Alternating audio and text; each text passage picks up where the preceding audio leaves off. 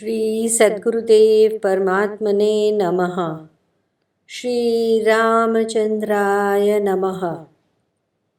श्री सद्गुरुदेव सन्निधि भाग 6 जो कुमुदबेन पंजवानी ने लिखी है, उसमें आगे बढ़ते हुए और देखते हैं कि गुरुदेव भारतवर्ष के बारे में और क्या बताते हैं।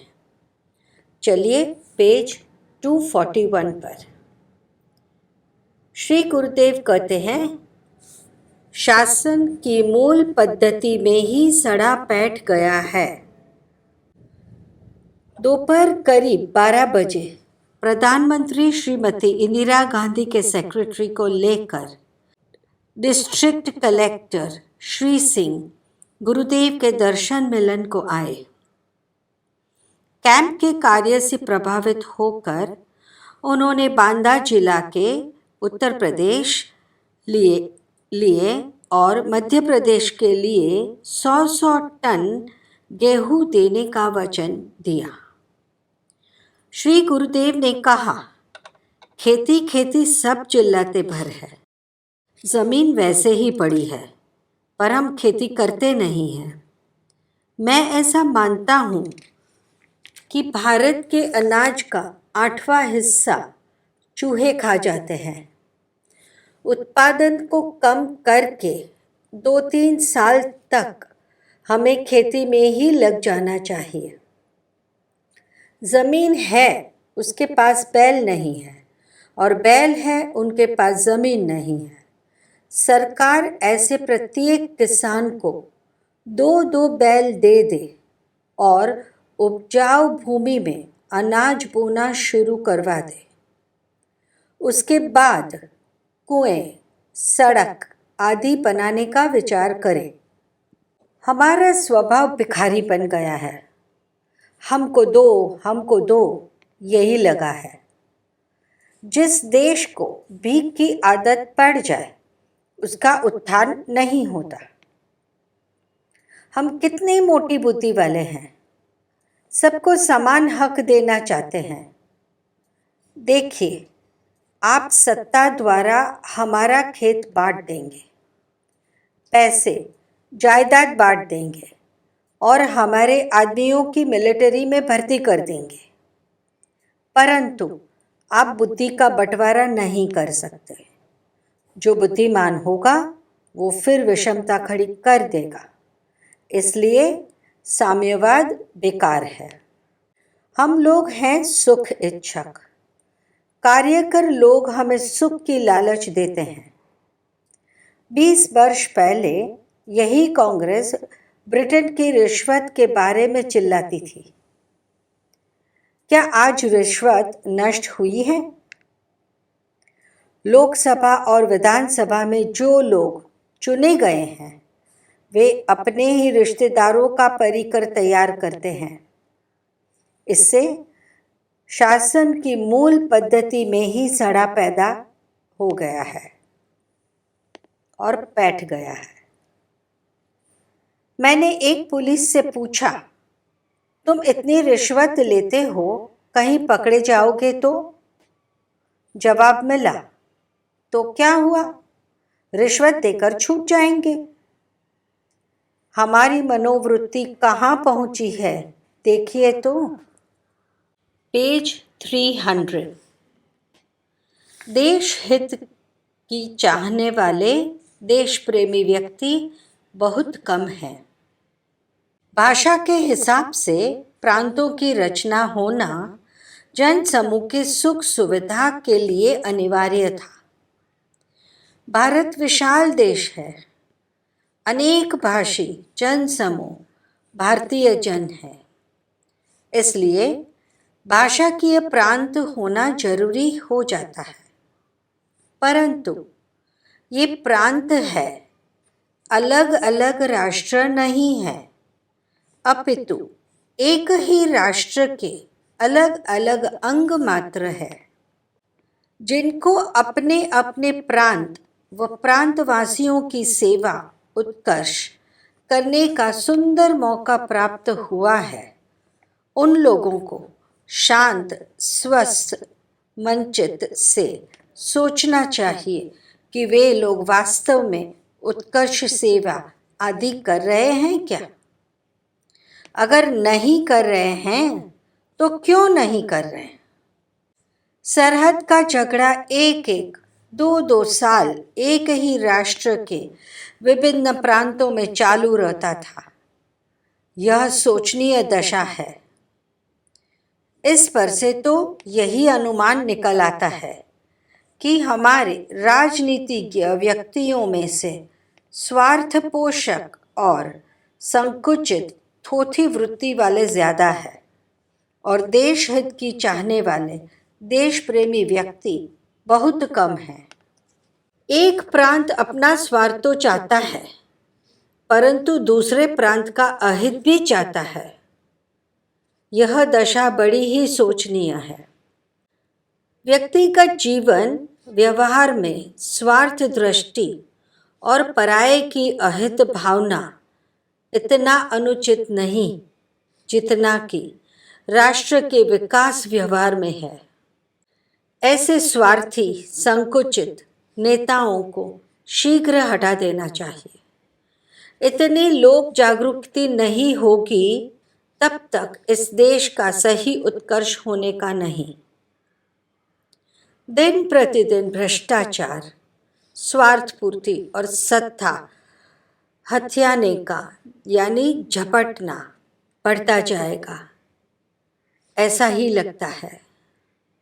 आज सरदार वल्लभ भाई पटेल होते तो ऐसे झगड़ों का अस्तित्व तक नहीं रह पाता। आज कड़ाई के साथ निर्णय लेने वाला ही कोई नहीं है। सबको अपनी सत्ता व स्वार्थ पूर्ति की चिंता व सावधानी है। इसलिए किसी को नाराज करने की हिम्मत नहीं रह गई है। कायरता बढ़ती जा रही है। भ्रष्टाचार का यह परिणाम है। पेज 385। बिन मजहबी तुमको किसको दिखाने का है? तुम लोगों से मत मांगो। काहे को मांगते हो? चुनाव क्या चीज़ है? जब लोग तुमको आकर बोले कि नहीं भाई, हमें तो तुमको ही चुनना है, तब खरा चुनाव। बाकी तुम पैसा खर्च करके मत मांगते हो तो यह चुनाव नहीं है। मैंने जया बहन शाह कांग्रेसी को ऐसा कहा तो वो उत्तर देने लगी कि हमें सेवा करनी है। हम चुनाव में खड़े नहीं रहे तो सेवा कौन करेगा? मैंने कहा कि बिना चुनाव सेवा की जाती है, मगर तुमको तो चाहिए सत्ता। मुसलमान कभी हिंदू का भला नहीं चाहेंगे। अभी जो अच्छे मुसलमान भारत में हैं, वह समय आने पर बदल जाएंगे। अभी शासनकर्ता कहते हैं कि भारत बिन मजहबी देश है। यह बिन मजहबी तुमको किसको दिखाने का है? विश्व में ईसाई और मुसलमान ज़्यादा हैं। जब तुम ही न होंगे तो तुम्हारी संस्कृति भारत में कैसे टिकेगी? पहले राजनेता के पीछे लाल लगता था, लगाया करते थे। उदाहरण जवाहरलाल। अब नाम के आगे लाल लग जाता है, जैसे कि लाल बहादुर शास्त्री। अगर बीच में लाल आ जाए, ऐसा आदमी मिले और राज्य करे तो सब ठीक होवेगा। भारत चीन के साथ मित्रता न करे, इसलिए रशिया और अमेरिका सब प्रपंच करते हैं। भारत ने 13 भूल की है। प्रथम भूल है पृथ्वीराज चौहान ने शहाबुद्दीन गोरी को छोड़ दिया। दूसरी, पाकिस्तान जब हुआ तब मुसलमानों को वहाँ ही भेज देना था। तीसरी भूल, रुपये 52 करोड़ पाकिस्तान को चुकाया इत्यादि। पेज 384 पर श्री गुरुदेव बताते हैं कि सरकार को टैक्स सूर्य की तरह लेना चाहिए। सबके साथ श्री गुरुदेव उत्तव धर्मशाला में विराजे हैं। उस समय के प्रवचन में से श्री गुरुदेव कहते हैं, कुल 14 नेत्र यज्ञ आज तक हुए हैं। हर एक मरीज का खर्च 34 रुपये आते हैं।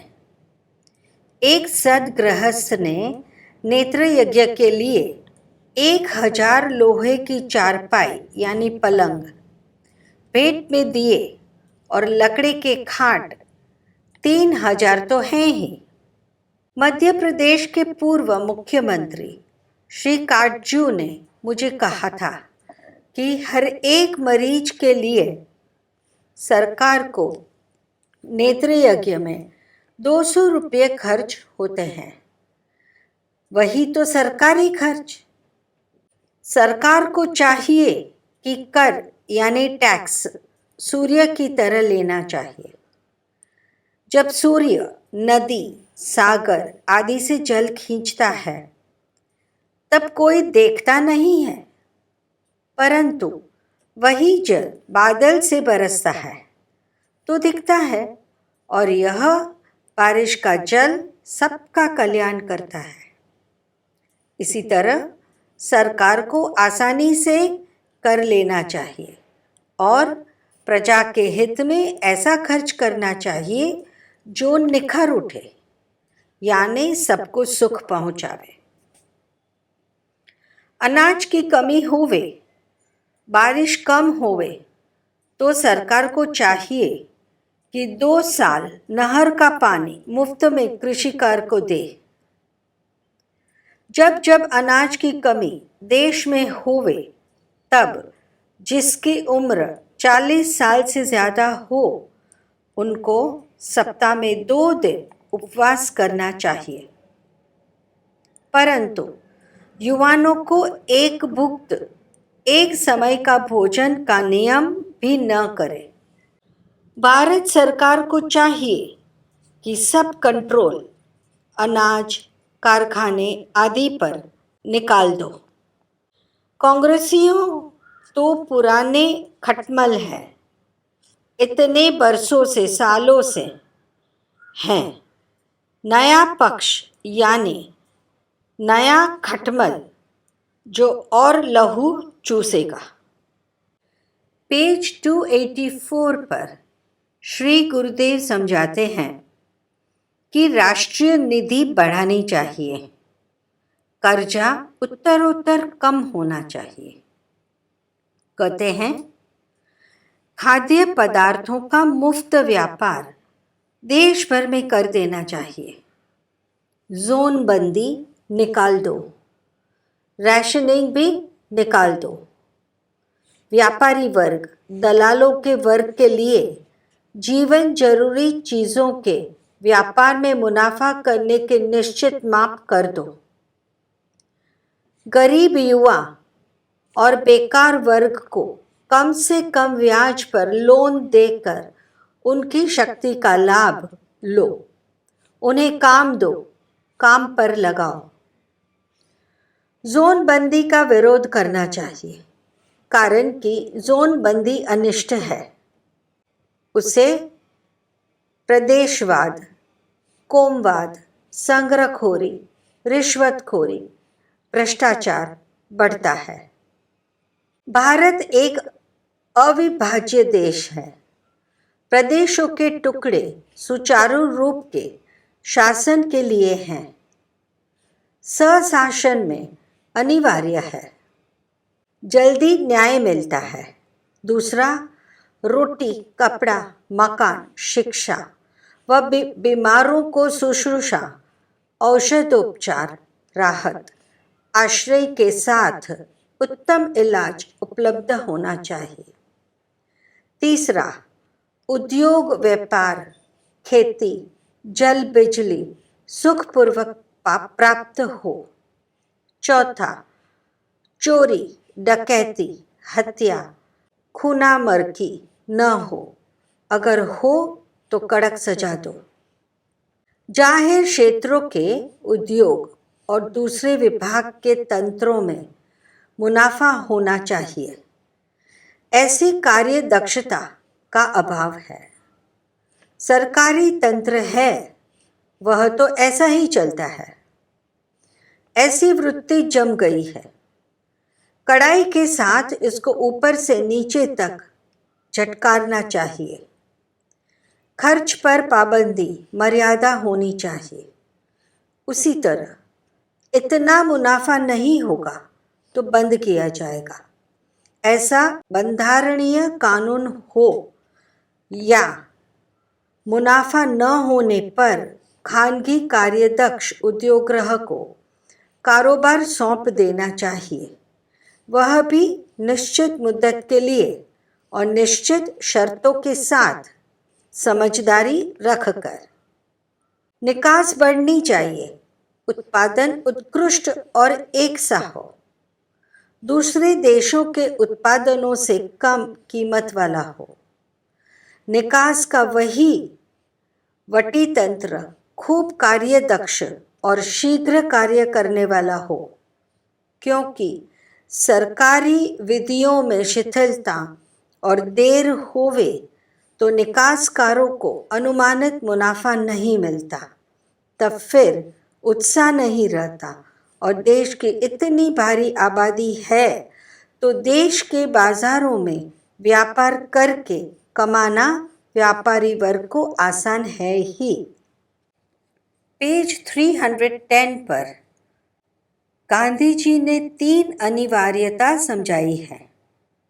गुजरात से कॉलेज के 5-6 विद्यार्थियों पूज्य श्री रविशंकर महाराज के साथ बिहार राहत कार्य में जुट गए थे।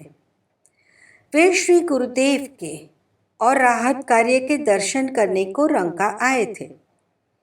पूज्य श्री समष्टि में बाहर कंपाउंड में विराजे हैं।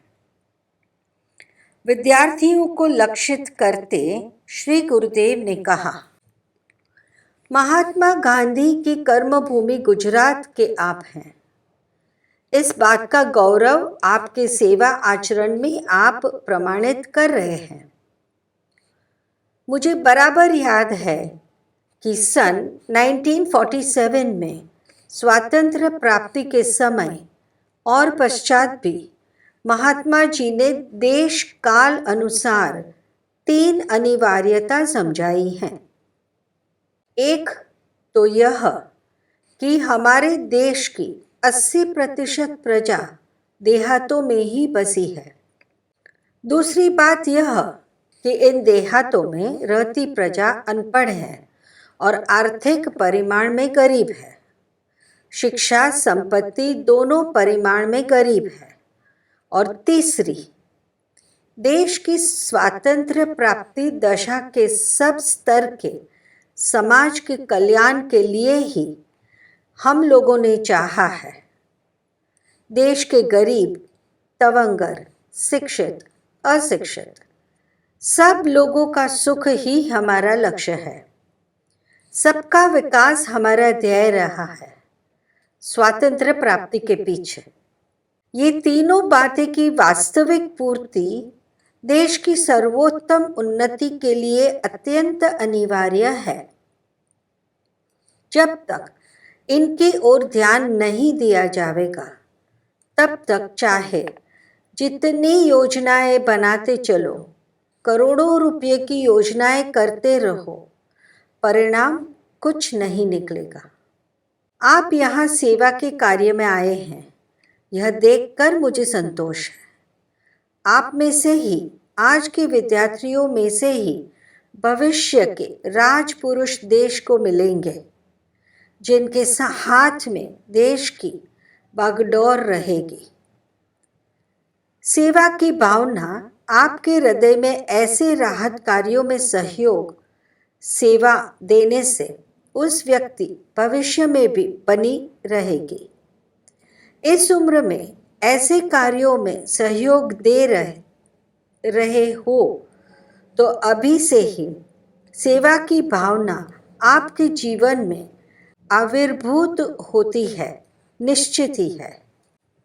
इसी पेज 310 पर लोकशाही और लोक जागृति के बारे में बताया है।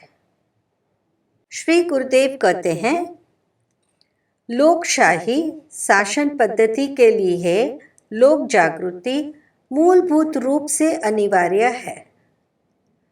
सारी पंचवर्षीय योजना और औद्योगिक विकास की योजना का स्थान लोक जागृति के पश्चात ही हो सकता है, ऐसा मैं मानता हूँ। सर्वप्रथम अत्यंत आवश्यक तो यह है कि हम लोक जागृति की ठोस योजना बनाए रखें और उनको ठोस रूपीय कड़काई के साथ पूरी करते रहे। तब तक लोकशाही नहीं होगी। हम भले उसे लोकशाही कहे और मानते रहे। ऐसी लोकशाही से तो स्टेट व राजा लोग के कारोबार कई गुना अच्छा होते हैं, ऐसा मैं मानता हूँ। थोथी लोकशाही की ओट में तानाशाही पुष्ट हो रही है। मैं तो यही देखता हूँ। शासन में कोई उच्च सिद्धांत को ठोस रूप में दिखाने की सामर्थ्य नहीं रह गई है। सत्ता व संपत्ति की भूख व भेद का नतीजा है। किसको नहीं होता है, परंतु शासन वर्ग को कहेगा कौन? कहने वाला इनसे ऊपर उठा हुआ होगा, तभी तो कह पाएगा, तब कहने की सूझेगी। परंतु यहाँ तो सभी एक नाव के सप्रवासी हो गए हैं। अपनी अपनी सत्ता का हो सके इतना फायदा उठाया जा रहा है। नीचे से लगाकर प्रधानमंत्री तक सभी खटमल हो गए हैं। छोटे छोटे कर्मचारी छोटे छोटे खटमल हैं, तो बड़े बड़े स्थान वाले बड़े बड़े खटमल हैं।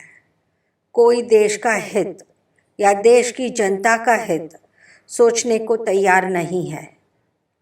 लोक जागृति इसीलिए नहीं की जा रही है कि फिर लोग उन्हीं को सत्ता से हटा देंगे, यही डर है। पेज 280 पर गुरुदेव वापस यही बताते हैं, लोगों में सही समझ उदय करना, यही क्रांति आज भारत में आवश्यक है। इसके बारे में श्री गुरुदेव कहते हैं, क्रांति शब्द ही ऐसा है जो जन समूह में गुस्सा आवेश पैदा कर देता है। जो है उसको छोड़कर नूतन व्यवस्था स्थापित करेंगे। ऐसे विचार भाव का आंदोलन वातावरण को भर देता है। क्रांति का नारा जबरदस्त उत्साह प्रेरक हो जाता है। तब उस अति वेग के साथ अति मात्रा में पैदा हुए उत्साह को कहाँ, किस लक्ष्य पूर्ति के लिए और किस प्रकार से आगे बढ़ाया जाता है, इसका विवेकपूर्ण और तटस्थतापूर्ण जो निश्चय होता है, तब ही कहा जाता है कि वास्तव में क्रांति हुई है या जनून हिंसापूर्ण आवेश है। तात्पर्य कि सही क्रांति वो ही होती है जिसके परिणाम में कल्याण मार्ग प्राप्त हो जाए, कल्याण होवे। लोगों में सही समझ उदय करना, यही क्रांति आज भारत में आवश्यक है। विचारवान को इसी के लिए जीवन भर का कार्य उठा लेना चाहिए। अन्यासी शासन का किस प्रकार विरोध किया जाना चाहिए? मैं कहता हूँ कि पहले शिक्षित वर्ग को समझाओ। पढ़े लिखे होकर क्यों अपनी जिम्मेदारी का काम नेक दानत से नहीं करते हो? क्यों इतना स्वार्थ? काम की चोरी, आदर्शों की चोरी, सद्भावनाओं की चोरी, यह सब क्या है? हम लोग कितना नीचा, अमानवीय होते जा रहे हैं। इतना स्वार्थ, इतना प्रमाद, इतनी भ्रष्टता, ये कौन सोचेगा? राष्ट्र का कोई नहीं है क्या? मनुष्य को अच्छा क्यों होना चाहिए? भौतिकवाद के इस काल में बुद्धिजीवी का यह प्रश्न होगा ही। भौतिकवाद से इसका कोई उत्तर नहीं मिलता है। तब उत्तर कहाँ से मिलेगा, यह सोचो। फिर जहाँ से उत्तर मिलेगा वह भौतिकवाद से परे ही होगा ना। तब तो वहाँ से उत्तर मिलेगा ना। मनुष्य के संघर्षपूर्ण जीवन में कभी एक क्षण, एक समय ऐसा आ ही जाता है कि उसे अनायास एक अलौकिक झलक की अनुभूति हो जाती है।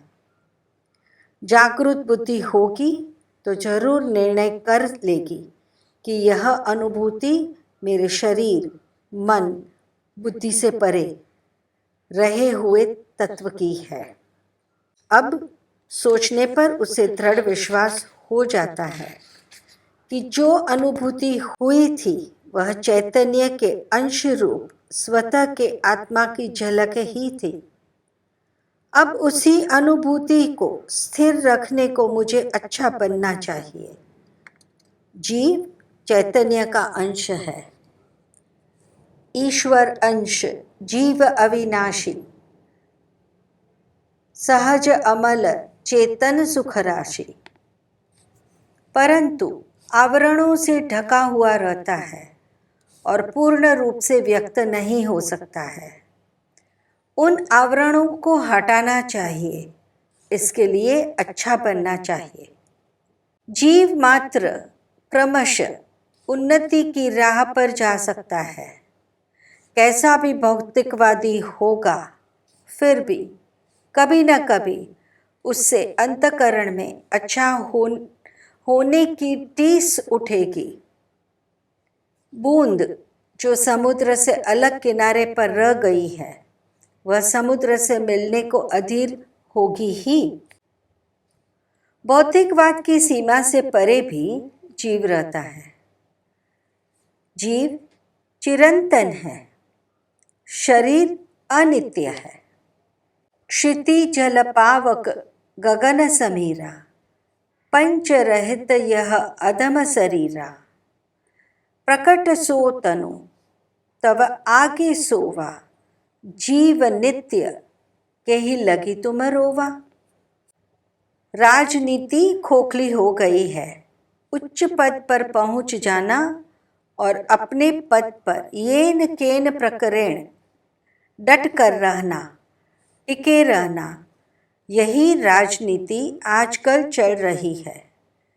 इसी में पदाधिकारियां दिन रात व्यस्त व चिंतित रहते हैं। फिर जनसमूह का भला करे कौन? समय व शक्ति तो अपने पद को टिकाने में व अपने पद को लेकर पूरा फायदा उठा लेने में लगाए रहते हैं। पेज 282 आगे बढ़ते हैं। माँ ब्रूयात सत्यम प्रियम। श्री गुरुदेव कहते हैं,